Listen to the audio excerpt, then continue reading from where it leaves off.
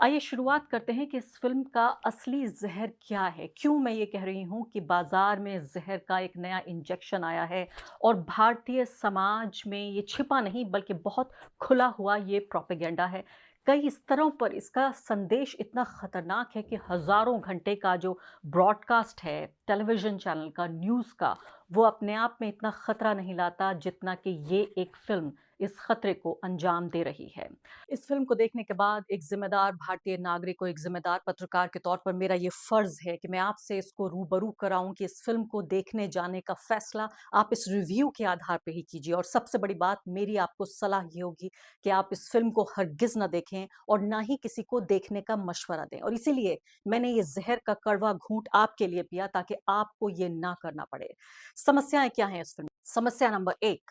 इस फ़िल्म में इस कदर वायलेंस और इस कदर अग्रेशन है कि पूरे तरीके से जब आप फ़िल्म देखकर लौटते हैं, तो न सिर्फ़ कि आप एक ख़ास समुदाय से नफ़रत करते हैं, उस समुदाय के जितने भी सिंबल्स हैं, उनसे नफ़रत करते हैं, उनकी भाषा से, उनके रहन-सहन से, उनके बिलीफ़ सिस्टम से, बल्कि आप किसी भी चीज़ से नफ़रत कर सकते हैं। आपके अंदर आपके खून में उबाल लाने के लिए इस कदर इंग्रीडिएंट्स इस फ़िल्म में डाले गए हैं कि बेहद ख़तरनाक एक फ़ॉर्मूला है। खासकर मैंने कहा कि ऐसे वक़्त में जब भारत में पहले से ही नफ़रत और हिंसा का वो आलम है कि सड़कों पर हाहाकार मचा हुआ है। लिंचिंग हम देख रहे हैं अलग-अलग लोगों की, खासकर मुस्लिम समुदाय, दलित और ईसाई इन तमाम लोगों पर जिस तरह का हमला है हम साफ तौर पर देख रहे हैं। जो भी कमज़ोर है, उसके ऊपर हमला करने की कोशिश हो रही है। ऐसे ही जो हमारी राजनीति है, 56 इंच के सीने की राजनीति, जिसे मर्दवादी राजनीति कहते हैं, भारत ही नहीं पूरी दुनिया में, चाहे वो डोनाल्ड ट्रंप हों या पुतिन हों या फिर ये हमारे नरेंद्र मोदी हों, ये जो मज़बूत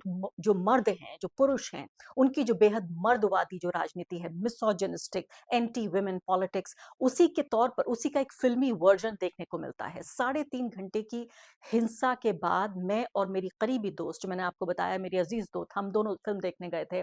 और उस हमारा प्लान ये था कि फ़िल्म देखने के बाद हम डिनर के लिए भी जाएँगे। आप यकीन जानिए फ़िल्म हॉल से निकलने के बाद बहुत देर तक हम दोनों एक कुर्सी पर बैठे रहे, बात नहीं कर पा रहे थे क्योंकि हम शायद खुद इतने ज़्यादा निजी तौर पर प्रभावित हुए उस बेहद बेदर्द और मैं कहूँगी गैर इंसानी हिंसात्मक माहौल से कि कई बार मेरी दोस्त ने मेरी आँखें ढकी कि तुम मत देखो ये इतना बुरा सीन है और कई बार मैंने उन्हें बातों में उलझाया ताकि वो सीन ना देखें।